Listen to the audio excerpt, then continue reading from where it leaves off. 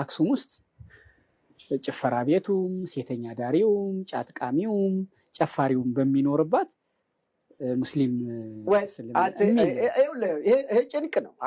አሁን እንደዚህ አይነት አለ ብሎ የሚያምን ሰው ካለ እነሱ ማስተካከል። መቼም አትብላ የሚባል ነገር የለም። አክሱም ከተማ እንጂ ቤተ መቅደስ አይደለችም። አንተ አሁንም ተፈጥሮ ያለ እኮ አንተን የመሰሉ የተከራካሪዎቹን ጥያቄ ነው ለእርስዎ ሙግት ያቀረቡትን ነው። አልመጡም።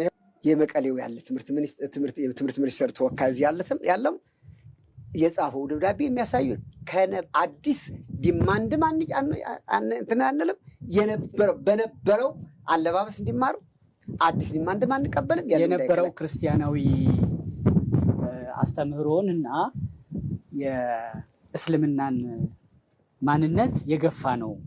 ዲሞክራሲ ተብሎ የለም ወይ?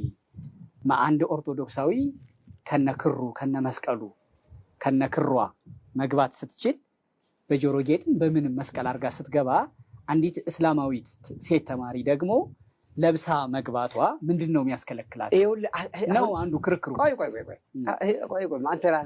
ይገባኛል። አሁን የክር የምናምን ታለ የምናወራው አሁን የትምህርት ነው። በትምህርት ዓለምም ካየው ኦርቶዶክስነት ይዞ የሚሄድ ጠምጥሞ አዴት መጽሐፍ ቅዱስ እኮ ከእስልምና ይልቅ እኮ መጽሐፍ ቅዱስ እኮ ነው ቀድሞ የተጻፈው። ከቁርአኒው ቀድሞ የተጻፈ መጽሐፍ ቅዱስ ነው አይደል? መጽሐፍ ቅዱስ እኮ አንስን ገለባ አርስ ሲሆን ተብለን እኮ በቤተክርስቲያናችን እኮ ሴቶችም እኮ ተሸፋፍነው መሄድ ነው ያለባቸው።